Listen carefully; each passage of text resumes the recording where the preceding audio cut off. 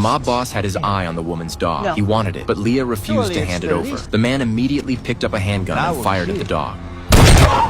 The dog was smart. It fell when the shot rang out, but Leah realized that the bullet hadn't actually hit the pup. Furious, she pulled out her own gun. Chris tried to stop her, but Leah shot Bruce, the mob boss, in the leg and began firing non-stop. The other gang members tried to attack, but none of them were a match for her. The little dog took the opportunity to leap forward and bite Bruce's lower body, immobilizing him. One of the mobsters tried to shoot, but the dog quickly snatched the gun from his hands and held on, refusing to let go. Chris ultimately put him down with a single shot. In just a few seconds, Leah had taken out 7 people, but she was still far from satisfied. She knew that finishing off Bruce would be a major headache. She shot his other leg, making it even harder for the two of them to escape. The area was Bruce's territory, with nearly 100 henchmen. Using only their guns and the assistance of the 2 dogs, Chris and Leah would have to fight their way through the hail of bullets. Chris provided cover while they alternated attacking, and the dogs joined the fight.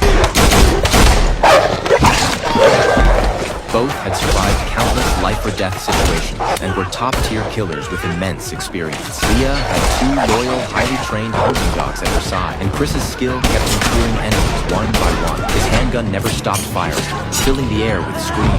Almost no one survived more than 3 seconds in front of them. The dogs followed them, tearing and dragging down enemies. They were surrounded on all sides, yet the pair remained calm, responding with precision, taking down anyone rushing in. Once Chris and his enemies emptied their magazines, they quickly got back up and eliminated a few nearby threats with lightning speed. Leah was suddenly surrounded and grabbed by the neck, but she heard a sound from above and immediately called her hunting dog to deal with the attackers. Together, Chris and Leah swiftly neutralized the rest. After the intense battle, the area finally fell silent. Leah sent the dogs ahead to scout. Just as they were about to leave, 2 cars drove up. The pair quickly opened fire on one vehicle while the dogs dove into the other, tearing into the occupants. Leah got in the car and called the dogs, driving away rapidly from the area. They didn't stop until dawn, pulling over in a desert region. The first thing they did was give the exhausted dogs water. Leah seemed to care for her pets even more than Chris. After that, the 2 parted ways. Leah drove off, leaving Chris alone in the desolate desert. Chris needed to find someone in the desert. He walked for an entire day and night without success, eventually collapsing from exhaustion. Sometime later, a local carrying a camel found him and took him to a nearby temporary shelter. When Chris woke up, he saw the person he was searching for, Klein, an elder of the Gaujwo Society who had come to plead for his life.